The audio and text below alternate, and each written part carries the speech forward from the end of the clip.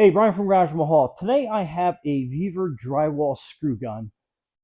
This was a little tricky, I got to be honest with you, to get the hang of, but once I did, this thing is an absolute dream. I have a mock-up drywall frame here, so we can go through and do a live demo of that so you can kind of like see that going on. It comes with a charger, one battery, a second battery. It comes with a tool belt clip on there. You can mount it to either side depending on your preference. It comes with this basically kind of like a finishing tip on there if you want to use it for that. It has a regular screwdriver tip as well as the long drywall screwdriver piece that simply, well, let's get started. I'll give you kind of a close-up view after I'm done with everything, but we'll just like run through it. So basically this kind of like works like any other drill. You kind of like push it down and then that will seat into place. And then this is your drywall gun that has the clips on it. So basically, I'll show you close-ups, but there's a lot of different things that this can do. It will adjust out to depending on the size screws that you're using. It is millimeter, so to give you an idea, I got this. This does not come with it, but these are the screws you're going to be using. Senko seems to be like the only product out there that has these screws on a belt, but these are 32 millimeter, or basically 1 1/4 inch. And why that's important is because when it feeds through, if you happen to miss a screw, which is going to happen, you want it to be able to feed all the way through and out and not hold up your progress. So basically, every time you push that down, it's going to forward that track of screws. And if you do half a click or something, getting a hang of it, you want to make sure those screws extend all the way out. Again, I'll give you a close-up towards the end and give you a general idea how that works. You have a button here that will pull this out in case you get a jam per se. I did not have this jam on me at all. I just kind of had a couple misfeeds getting like used to it. So, and then basically what this does is you have that little channel in there, and then this goes in, and then you push it down, and it will lock. You have these two buttons on either side that lock that in, and then you have a track of screws. I've already kind of partially used this off. You want, if you run low, you want to cut it off so you have at least 2 empty sections here. And then what you're doing is you're feeding it through here. And be careful because the screws can be sharp. So, and then you just feed it through that part there. Again, I'll give you a close-up. And you want to feed it, and you'll hear it kind of click once or twice. Click it so it's tracking carefully, because then what you're doing is you're pushing down on this. See how that screwdriver point comes up, and it'll basically progress to the next screw. Okay, so that's going to be ready to go for us to start. Let me just back this out a little bit. And actually, you can't back it out. What you end up having to do is you end up opening this up, and then you basically are pulling the screw belt all the way out when you're completely done. And then you're putting this section back in. And it's kind of easy to do. Just got to kind of set that side. And again, I'll give you close-ups of everything. So that's your 35 setting for your 32s. And this does swivel, so it makes loading this a little bit easier. And then we'll get this set up. And again, we'll click that up and through a couple times. So we are basically, we're going to set it up so next time we depress this, it will set the screw up for us. And give you kind of an idea, I'm going to go ahead and just do one up here real quick. So then that will feed out to the next one. Okay, so we're ready to go on this. So we'll just mount this one up here real quick. So basically, that just put a screw into that 2x4. I'm going to show you how it starts working on this. It does have a depth ability to control your depth on this.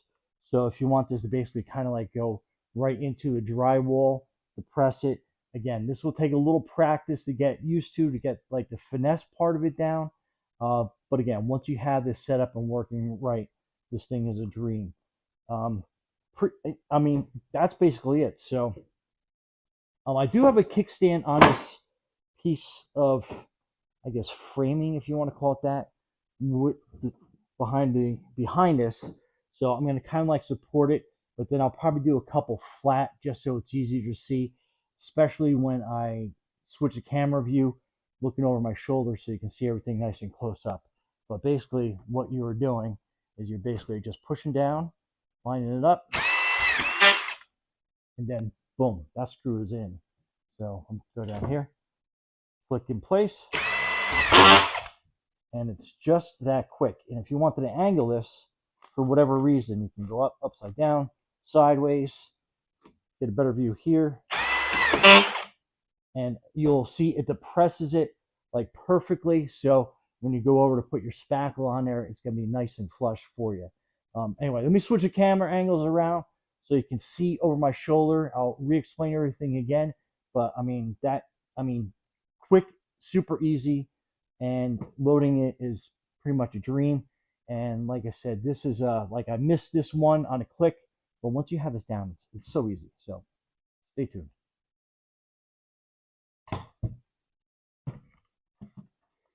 Okay, so once again, I'm using the Senko 6x1 1/4 or 32 millimeter. And then I'll take this completely apart, start from scratch, so you can see how you get this out of the box. And it does come with this carry bag, which, I mean, it's awesome. You can store everything in there. So, let me pull this belt of screws out. And then while we have this out, what I can show you is, so if you got a couple misses and you're putting this off for later, what I've done is I'm basically just taking this one track and I'm cutting it. So now you're left with that one piece. That is garbage. And then, so this is your depth gauge on there. So you can adjust it so it countersinks the screws for you, or you can screw all the way out and then it's going to keep your screw head basically out. I'm not sure why you would do that, but it does have that feature. Obviously, we want the countersink, and you can adjust this with a little practice and see where it goes. So you can see the countersink, how far that you want that to go in. So if you want it out a little bit, so you're not putting as much spackle, but again, that's up to you. Okay, so you have this, will unlock it in case you have a jam, that top piece, and you're just lining it back up on the tracks. And again, this will take a quick moment just to get orientated to that. But you have a wider track on one side, lesser track on this side. So it basically goes in, snaps in place. Make sure that this little rivet thing is lined up with that groove. I somehow got it down into the bottom part, and I was having trouble getting that in. So kind of a tip and trick for you. And then this button here is what's going to adjust. So you can adjust right to your right screw length for that bypass part. And again, we're going to go 35 millimeter, even though we have 32-inch screws. That just gives us enough clearance on there to be able to use that properly. And again, that's how that mechanism works. And you can kind of hear how it clicks back and forth. Okay, so let's put this bit in and basically just push it down, and then that will lock into place. Kind of has a little bit of a turn to it, so might take a little messing around with that once or twice. And then you have that hole, and then you're putting that bit right through there, and then you want to push it until it locks in place. Okay, and then your belt feed, get the camera angle right for that. So you're feeding in down through here, up, and then there's another little ridge up here, and you want to feed that in, and you hear it click once, twice, and again. So now we're kind of like set and ready to go. So let me put that down like that, this out of the way, and then let me see if the angle is going to be right with this drywall. Oh, let me get a little more. I think light will help there better for this shot. So what I'm doing is I'll start lower. So basically you're pushing it forward, and then see how it doesn't countersink all the way. so we are going to adjust that all the way down. Get this next one. So boom, right down.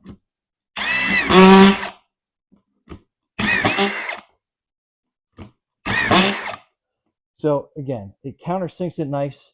These two, again, one, you got to get kind of like into the finesse of using this on a regular basis. So it's like any other tool. Once you get used to it, it works like a dream. Let me get this camera angle down, and we'll do the center. Okay, so I'll give you a kind of a shot from this angle so you can kind of see what's going on. Basically see how it lines that screw up. And then right down.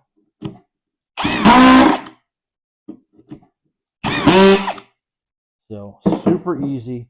And obviously you can see I swayed over here because I didn't make a chalk line. So I could see exactly where the center of the beam was. But again, I mean, this thing works great over the corners. So you can adjust this. So depending on where you're going. So super great. But anyway, that's everything. This thing works fantastic.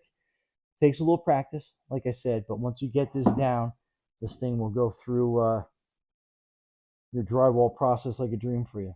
Anyway, Brian from Garage Mahal, thanks for watching, and be safe out there.